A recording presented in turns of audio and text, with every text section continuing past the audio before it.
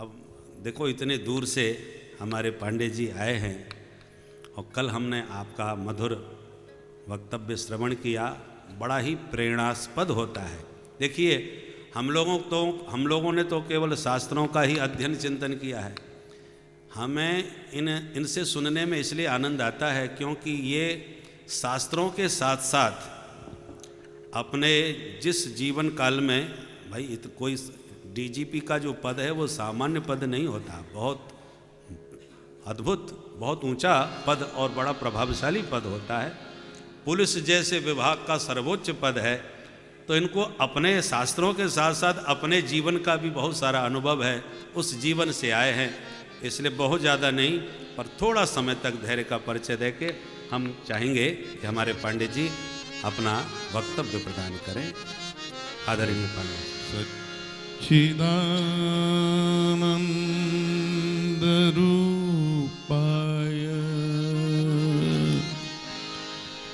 विश्वोत्पत्त्यादि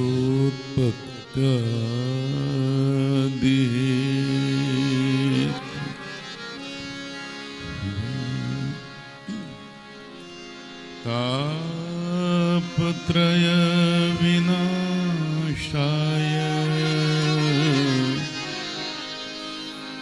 श्री कृष्णाय वयं नमः। सज्जनों, हम लोगों का सौभाग्य है कि श्रीधाम वृंदावन में इस पाराशर आध्यात्म पीठ में हम लोग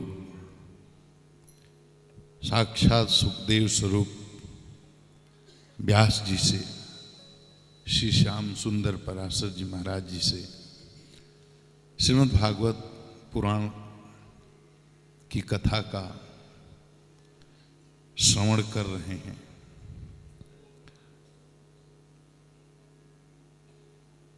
अभी इसके पहले आपने कितना सुंदर प्रवचन सुना, किस तरह से भक्ति हो, चार जिन चरणों की, साधनों की चर्चा की, वो इतना दिव्य था, इतनी सुंदर प्रस्तुति थी और बहुत सहज प्रवाह था उस प्रस्तुति में। श्लोक का उच्चारण, श्लोक का गायन, भजन का गायन में बहुत ध्यान से सुन रहा था और यह सुनकर के बड़ा आश्चर्य हुआ कि इनकी पहली प्रस्तुति थी। आप व्यास गद्दी पर विराजमान आचार्य श्री श्याम सुंदर पराशर जी महाराज के पुत्र हैं। तो मुझे एक ही बात याद आई कि होनहार बिरवान के होत चीकने पात, तो व्यास जी के तो सुखदेव ही होते हैं। तो जिस पर आपकी कृपा हो, हमारे जैसे जब रजोगुणी आदमी को, हमारे जैसे अधम आदमी को आपने आशीर्वाद दे करके और व्यासपीठ पर बैठा दिया कि आज हम श्रीमद् भागवत की कथा कह रहे हैं, जबकि हमारा आपका संपर्क, साहचर्य, बातचीत, संवाद भी बहुत कम ही हो पाता है, संभव भी नहीं, न मिलना जुलना। कभी कभी फोन पर ही आशीर्वाद लेता हूँ। वो तो आपके पुत्र ही हैं और सतत सानिध्य में हैं। मुझे दृढ़ विश्वास है कि आने वाले साल 2 साल के अंदर ऐसी रस की वर्षा करेंगे जिसमें पूरा भारतवर्ष डूब जाएगा, पूरा भारतवर्ष डूब जाएगा। इस बात का मुझे पक्का विश्वास है। सज्जनों, देखो, सार ये है, अगर मैनेजमेंट की भाषा में कहूं तो श्रीमद् भागवत की कथा मन को नियंत्रित करने का विज्ञान है, माइंड को कंट्रोल करने का साइंस है और कुछ नहीं है। मैंने कल निवेदन किया था, भोगों के संस्कार जुगों जुगों से, करोड़ों जन्मों से हमारे चित्त में संचित हैं। मनुष्य जोनी में आने के पहले हमारे ऊपर कोई अनुशासन नहीं था। हम भोग जोनी में रहे होंगे, कुकर रहे होंगे, सुकर रहे होंगे, गधा रहे होंगे, घोड़ा रहे होंगे, कीड़े रहे होंगे, मकोड़े रहे होंगे। 84 लाख जोनियों में घूमते घूमते घूमते घूमते हम यहाँ मनुष्य जोनी में आए हैं। तो भोग जोनी में हमने किया क्या? भोग किया। तो भोग के संस्कार चित्त में इतने प्रबल हैं, इतने प्रबल हैं कि हमारा सहज आकर्षण ही भोग की तरफ है। तो ठीक है, हम कुकर में थे, सुकर जोनी थे, कीड़े थे, मकोड़े थे, जानवर थे, गधे थे, कुत्ते थे, बिल्ली थे, तो कोई समस्या नहीं थी। लेकिन जिस दिन मनुष्य जोनी में वहां आ गए तो हमारे सामने हमारी एक सीमा खड़ी हो गई। वेद आकर खड़ा हो गया, विधि निषेध वेद का आ गया, शास्त्रों के विधि निषेध आकर खड़े हो गए, समाज आकर के खड़ा हो गया, सामाजिक परंपराएं आकर खड़ा हो गई। जिस देश में, जिस परिवेश में रहते हैं वहाँ की मान्यताएं, और जिस देश में रहते हैं वहाँ के मानव द्वारा निर्मित कानून, चोरी करोगे 7 साल की सजा, डकैती करोगे 10 साल की सजा, हत्या करोगे आजीवन कारावास।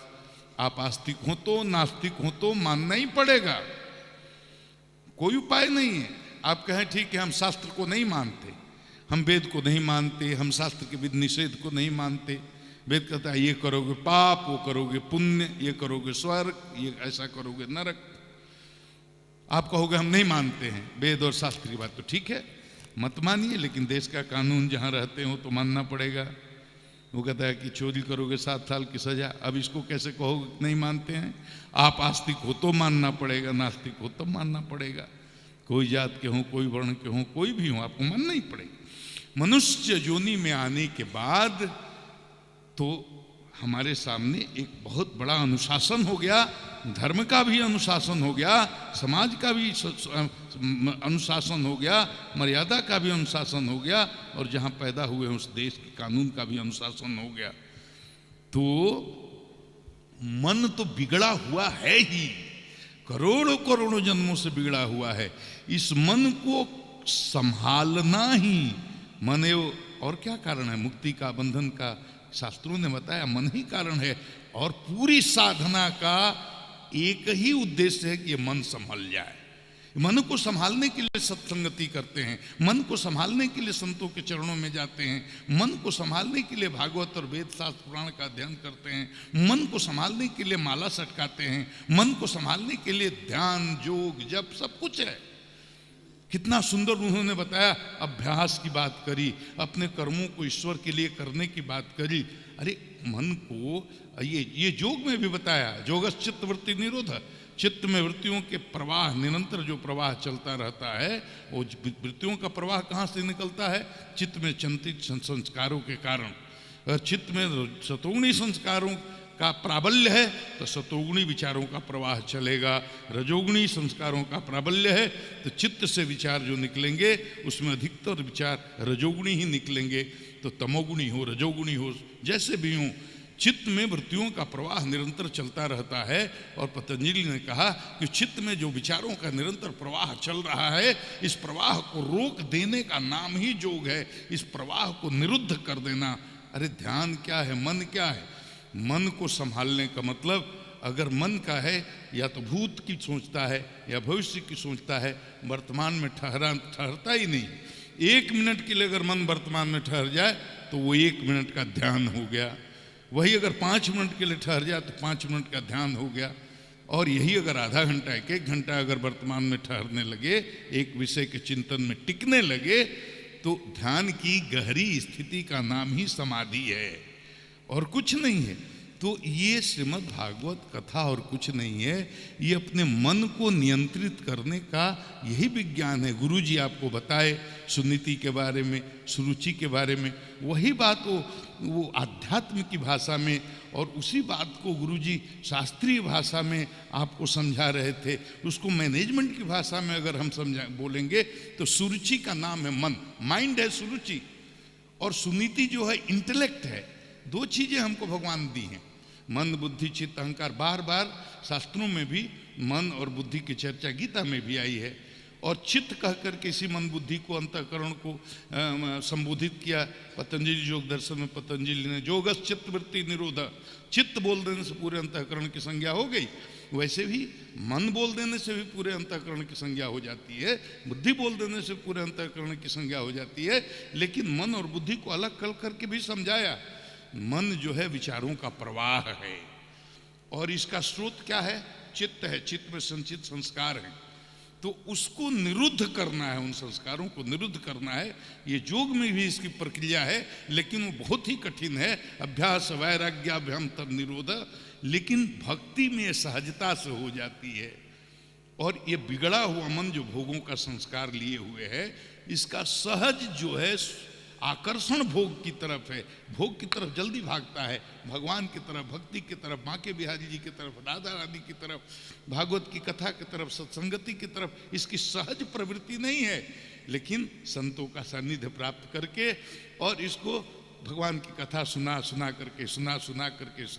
करके जैसा बाबू बता रहे थे, इसको सुना सुना करके मन को धीरे धीरे धीरे धीरे धीरे इसको संभालना पड़ता है। फिर जब इसमें रस टपकने लगेगा तो ये फिर अंतर्मुख होने की कला सीख जाएगा स्वतः ही।